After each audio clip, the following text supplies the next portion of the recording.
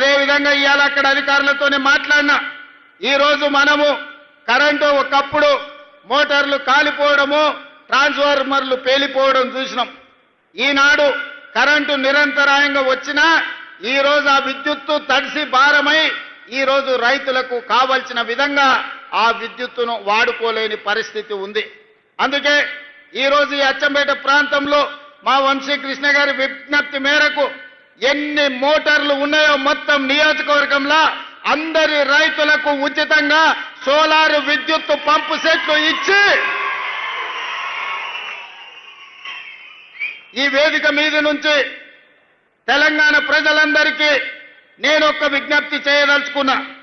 నా సొంత ప్రాంతం అచ్చంపేట ప్రాంతం ఈనాడు ఏ రైతు కూడా విద్యుత్ వినియోగాన్ని చేసే మోటార్లు కాదు, రాబోయే 100 రోజుల్లో ప్రతి రైతుకు సోలార్ విద్యుత్ మోటార్ను అందించి సోలార్ విద్యుత్ ఉత్పత్తి మోటార్లకే కాదు రేపు భవిష్యత్తులో అదనంగా సోలార్ విద్యుత్తును ఉత్పత్తి చేసి ప్రభుత్వానికి అమ్మే విధంగా ఆ ఆడబిడ్డలకు 3,000, 4,000, 5,000 ప్రతి నెల ఆదాయం వచ్చే విధంగా ఈరోజు ప్రణాళికలు రచించండి అని చెప్పి మా అధికారులకు చెప్పిన. అందుకే ఇవాళ అచ్చంపేట నియోజకవర్గాన్ని ఈ రాష్ట్రానికి దేశానికే ఆదర్శంగా తీర్చిదిద్దే బాధ్యతను స్థానికైన రైతులు గిరిజనులు ఇక్కడికి విచ్చేసిన వేలాది మంది రైతులు బాధ్యతగా తీసుకోండి. ప్రపంచానికే మన అచ్చంపేటను ఆదర్శంగా తీర్చిదిద్దుదాం.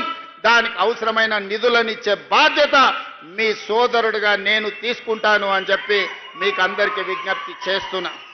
సాగునీటి ప్రాజెక్టులు కావచ్చు, రోడ్లు కావచ్చు, కళాశాలల గురించి మా వంశీకృష్ణ గారు చెప్పారు. దానికి సంబంధించిన ప్రణాళికలన్నిటిని కూడా అధికారులకు ఇవ్వండి. అంచనాలు తెప్పించి వాటికి అవసరమైన మంజూరు చేయడానికి అన్ని జాగ్రత్తలు అన్ని నిర్ణయాలు తీసుకుంటామని చెప్పి నేను ఈ వేదిక మీద నుంచి నేను చెప్పదలుచుకున్నా. మిత్రులారా, ఇవాళ ఆలోచన చేయండి. 2023 డిసెంబర్ 7 నాడు మనం అధికారం చేపట్టిన తర్వాత ఈనాటి వరకు దాదాపుగా తుమ్మల నాగేశ్వరరావు గారి నాయకత్వంలో రైతులకు 60,000 కోట్ల రూపాయలు ఈ రోజు రైతుల మీద ఖర్చు పెట్టినాం. అందులో 21,000 కోట్ల రూపాయలు రైతు రుణమాఫీలోనే ఖర్చు పెట్టినాం.